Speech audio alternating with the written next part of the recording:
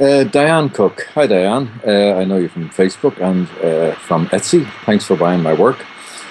And she asks, or she says she was curious to know whether the Greek princesses, one in specific or your perception in general. Now, I'm not quite sure what she means, so I'll try and give an answer, I think, to that question. The Greek princess is taken from a story by W.B. Yeats, Fairy Tales of Ireland. And it was one of the intended series. I did two of the series illustrating the story of the Greek princess, and I did a second one called The 12 Wild Geese. There's 12 stories altogether, and my intention was to do 12 works. The Greek princess, you mentioned the word specifically relates to that story and specifically relates to the model for the Greek princess, who's an ex-girlfriend of mine, and very beautiful, and my next door neighbour, and she has a child of 6, so pretty specific. The second question she asks is, with respect to my favourite piece, Talchu. Oh, I know what she means. The rose-coloured sketch appears to be a very detailed version compared to the finished piece.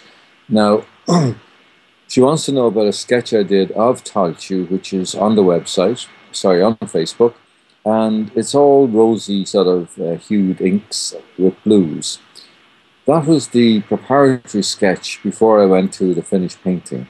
And I liked it, so I put it up there. She likes it enough to ask me what medium did I use. It's pen and ink, purely pen and ink, nothing else.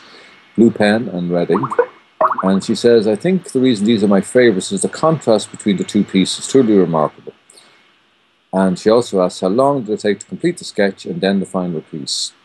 And the contrast you mentioned between the two pieces are the contrast between the finished painting of Talchu, which is the girl with the flaming hair. You've probably seen it on my banners and certainly on my Facebook and Etsy pages. And she's comparing it with the sketch of a painting I did beforehand. And she also wants to know, is the print of the sketch for sale on Etsy? Because she'd love to place them beside each other on her wall.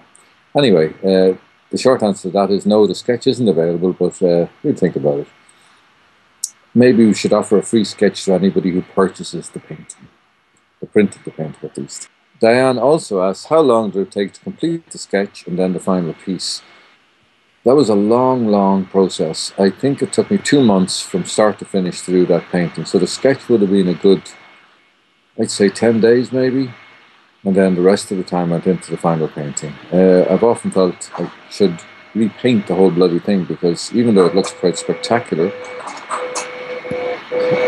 sorry, that's a printer rattling in the background, I still think I could do better. But I think every artist feels that. Next question is from Alexander Johnson. He says, first, I want to say thank you for the prints and for the discount you gave us on our website a few weeks ago. Good stuff. Anyway, I'm a great fan of your Celtic Irish mythological art. I really think the style you draw, paint, etc. fits perfectly the mythological beings and legends. Very Art Nouveau-ish. I would like to know if you'll continue painting Celtic legends or maybe try Scandinavian or Greek ones. Brackets, I know you have a Greek princess. Or the Welsh Arthurian legends. I think there are very few artists who does these themes nowadays. Blah, blah, blah. Anyway, he's asking me about... what is he asking me? Yes, he thinks my style fits all these legends and so on. Thank you, because I spent a lot of time sort of studying these legends. I actually translate them from Ancient Irish, Middle Irish, and Latin. I used to be able to speak Latin fluently. And I try to do them justice with my paintings. Am I going to continue painting Celtic legends? I haven't painted Celtic legends in about 2001, and I needed a break, and I can't wait to get back to them. As regards the Arthurian legends, I have, about 12 years ago, I have produced a number of sketches for an Arthurian-themed, I don't know what you call it, park in Wales, and maybe I'll turn those into paintings one day, but really I would prefer just to do one or two. The Arthurian legend is essentially British and Welsh, but I try to stick to the Irish stuff. But I love the whole idea of King Arthur, and I will get around to doing maybe the one painting I think he deserves. Stephen Dalton asks, do you believe in the essence of the characters that you illustrate? Hmm. Do I believe in the essence of the characters I illustrate? Yes, the short answer has to be yes, otherwise I wouldn't do it. When I was young, I had a huge love of everything to do with the Tuatha De Danann that was instilled into me in County Clare. And I've often felt that it is my duty to record them because in Irish history books at the time, and still today, they got about a paragraph, as though they were hardly worth sort of mentioning. When you think and look around at our landscape and look at Newgrange and the associations of Newgrange with the Tuatha De Danann, you realise the Tuatha De Danann are probably a tribe that actually did exist and that they left plenty of evidence behind of their presence.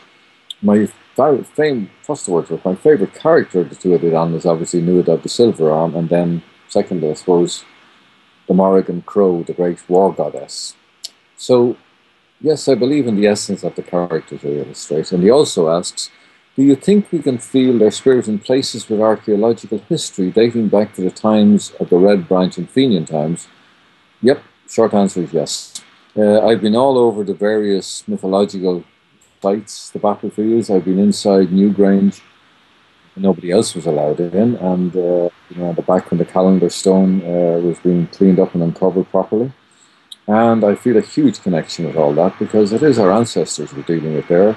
And you can definitely feel their spirits. There's no doubt about it. It may well be that you imagine you feel the spirits because you've been affected by magnetic fields, which all these sites are built on, literally on top of, usually where ley lines crisscross. And this is a scientific fact.